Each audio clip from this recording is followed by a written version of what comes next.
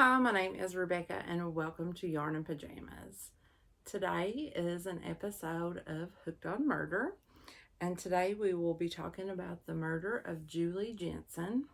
And if you're new here, welcome. What Hooked on Murder is essentially it's a crocheting chat where we pick us a project and we work on it, and I just kind of like tell you guys a true crime story that I have researched. And today we are going to travel back to 1998 and we're going to go to Wisconsin. So we are going to talk about Julie Jenson and her husband, Mark Jenson. So what I'm going to be working on today is this like blanket yarn blanket that I have been making. It's like just a straight, I believe, half double crochets across. I thought it would be the easiest one. I never did find my notes that I had printed off, so I had to bring my notebook, and they're not as organized as my printed off notes were. So I'm sorry about that. I may be a little bit scattered in telling the story. But in December of 1998, Julie Jenson was murdered by poisoning. Her husband poisoned her with antifreeze. If you hear little noises, my dog just came in. So the couple met way back in 1981. Both were working at a Sears department store while they were in college. And they met, they fell in love, and they got married. So Mark remained in school, whereas Julie quit school. And they moved to Prairie, Wisconsin after that. And then they had started making their family. They had 2 children, 2 sons, David and Douglas. Julie was working part-time at a port authority in Chicago, and Mark was like a branch manager of a financial firm that was based out of St. Louis, but he worked in Wisconsin. So this case is so interesting to me because Julie started suspecting her husband was up to something, and she started letting people know. So one day, Julie was in Mark's study, his office, and she found a list in his day planner, and she took a picture of it because it seemed very suspicious. She also had started noticing that whenever he was on the computer or the internet, that he would close the tabs down when she would walk in the room, and he was not letting her see like what he was doing. So she became more and more suspicious because his behavior became so much different. So she wrote a letter to her neighbors indicating all of this. She also called the cops several times, and the cops came out and talked to her, and she told police officers on at least 3 different occasions that she suspected that her husband was trying to murder her. So she wrote this letter, and she gave it to the neighbor that she lived next to. And I believe she wrote the letter in like the end of of November. So she gives this letter to the neighbor with instructions that if anything were to happen to me, give this to the police. And I believe, and it's like in different places, like one place says she gave the letter and a roll of film, and one place says she gave a letter and some pictures. So I'm not really sure on that. But she did take pictures of things that she found suspicious in Mark's study. So she also stated that to her neighbor that she would never commit suicide, that she loved her children too much that she would never leave them. So now I did write down word for word what the letter said, and I want to read it to you guys. So let me take my glasses off. This is the letter that Julie wrote to her neighbor. I took this picture, and I'm writing this on Saturday, November 21st, 1998, at 7 a.m. This list was in my husband's business daily planner, not meant for me to see. I don't know what it means, but if anything happens to me, he would be my first suspect. Our relationship has deteriorated to the polite superficial. I know he's never forgiven me for the brief affair I had with that creep 7 years ago. Mark lives for work and the kids. He's an avid surfer of the internet. Anyway, I do not smoke or drink. My mother is an alcoholic, so I limit my drinking to 1 or 2 a week. Mark wants me to drink more with him in the evenings. I don't. I would never take my life because of my kids. They are everything to me. I regularly take Tylenol and multivitamins occasionally, and occasionally I take over-the-counter stuff for colds, Zantac, or Imodium. I have a prescription for a migraine tablet, which Mark uses more than I do. I pray I'm wrong and nothing happens, but I am suspicious of Mark's suspicious behaviors and fear for my early demise. However, I will not leave David and Douglas, my life's greatest love, accomplishment, and wish. My 3Ds, Daddy, parentheses, Mark, David, and Douglas. So that was the letter that she had given to her neighbor. So on just days later, on December the 3rd, 1998, Julie was found dead in her bed. So the special prosecutor that was brought in stated that Mark had poisoned her with antifreeze, and then as she lay in the bed, barely breathing, he suffocated her with a pillow. So now Julie was not the only one in the marriage to be unfaithful. Mark was also unfaithful in the marriage, and he had a girlfriend that was a co-worker. So upon Julie's passing, he did publicly start dating his co-worker and eventually married her. So now there was quite some time in between Mark being active in Julie's unaliving and him being arrested for the murder and put on trial. But the trial had to be moved from the town that they lived in because it was so highly publicized. Now, during the trial, the defense argued that Julie was depressed and she wanted to frame her husband for her murder because she was seeing a therapist and she had found out about Mark's affair.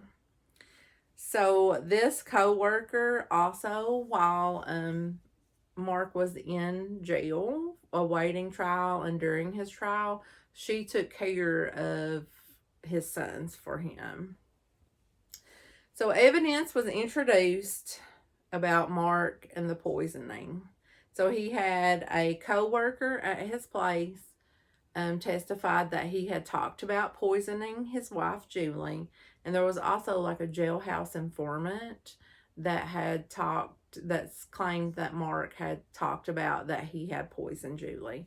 Now, one thing that I don't know for sure, but I just want to put out there to anybody who wants to do any wrongdoing, don't talk about it when you go to jail because it seems like you always get tripped up with those jailhouse informants.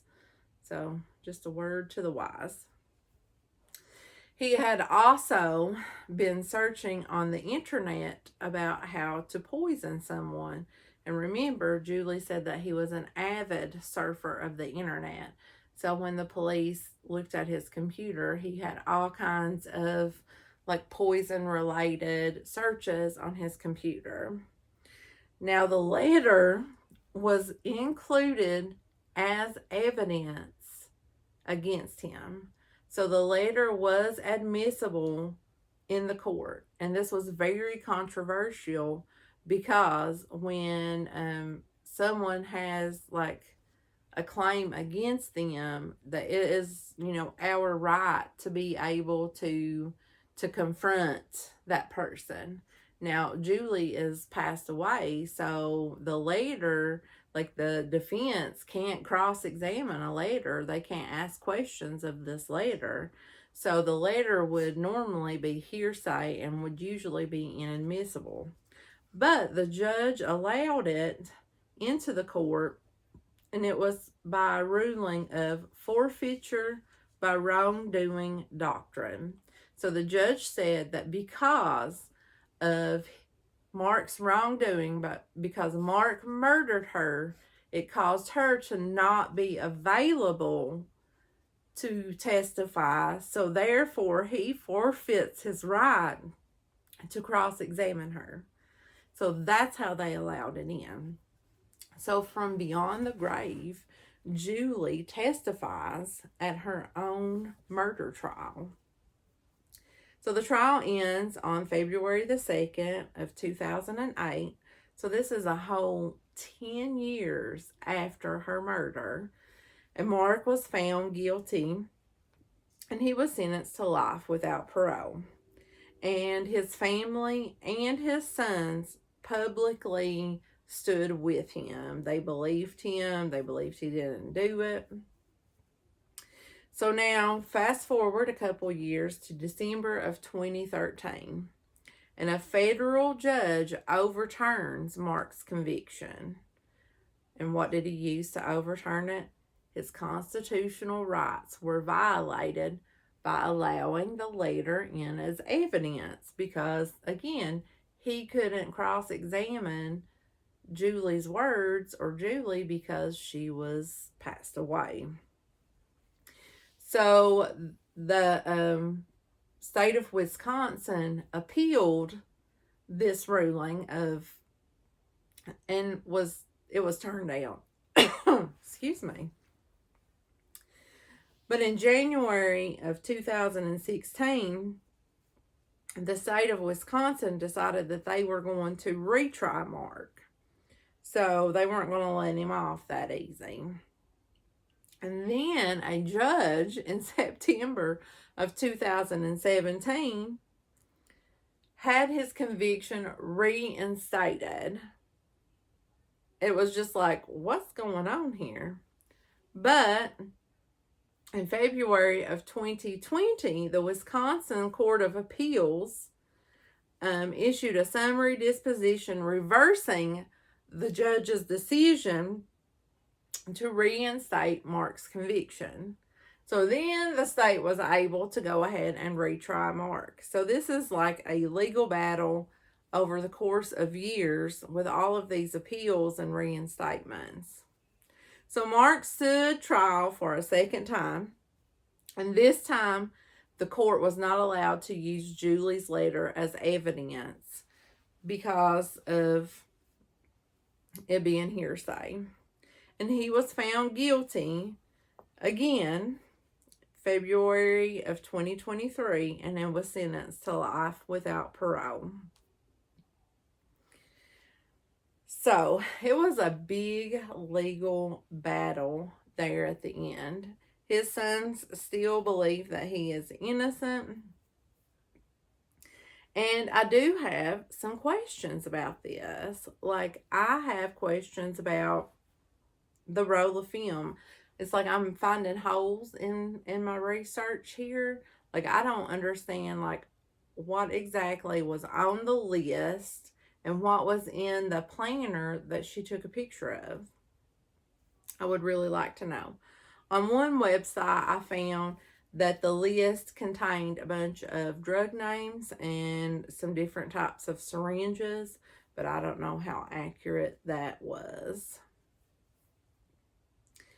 And so I started doing a deep dive to see if any of the murder TV shows had done an episode about Julie, because I'm like, if it was such a big deal back in 1998, surely somebody would have done an episode. So I did find that 2020 had done an episode. I found the actual episode number is season 46, episode number 20. I went to see who shows, like who streams, and I found out Hulu streams and Disney Plus streams, and on both of those, that very episode is not there. I'm like, what? What's going on? So I am going to still be on the hunt for that episode. If anybody out there finds it, please let me know, because I'm wondering if they have any more information about that list and those pictures. I'm very curious to see what those pictures were. But it also makes me wonder, like, if you thought that your partner was going to murder you, like, would you stay? Like, if you felt so unsafe that you would write a letter to give to someone, would you stay in the home? Like, I don't know what her circumstance was. Like, could she leave? Did she have the money to leave? And that kind of thing. I just feel like no one took her seriously. The police had come several times, and no one really took it serious. I wonder, like, and it sounds like maybe like her family wasn't the most supportive, with her mother being an alcoholic. Maybe she just couldn't depend on her. But I think that if I went to my neighbor, well, like if one of my neighbors came to me and said, I think my husband's trying to kill me, I feel like I would try to help them, like, get out of that situation. But again, you never know until you're in that situation what you would really do. But I would just hope that as a human being that I would feel enough compassion to help someone. So I'll pray that that's the truth if it ever happens to me. So what did you guys think about tonight's episode? Do you think that Julie devised a plan to get back at Mark, that she was depressed and that she thought, okay, well, if I don't want to be here any longer, I want to make you suffer while I'm not here? Or do you think that he poisoned her and then suffocated her? Now, it doesn't say anywhere that I found that any autopsy stuff. I didn't come across any of that in my research. It was very holy, this one was. But I was so intrigued by the fact that they allowed her letter to be played in court that I just had to talk to you guys about it. Well, I don't think I got very far, but I did get a few stitches thrown in here, so a few is better than none, right? So I'm going to let you guys go. I feel like I've held you long enough tonight. My light shines and puts a little light on my glasses. I'm sorry about that. Otherwise, it's just dark in here. So I will let you guys go, and I will see you guys in the next video. Bye.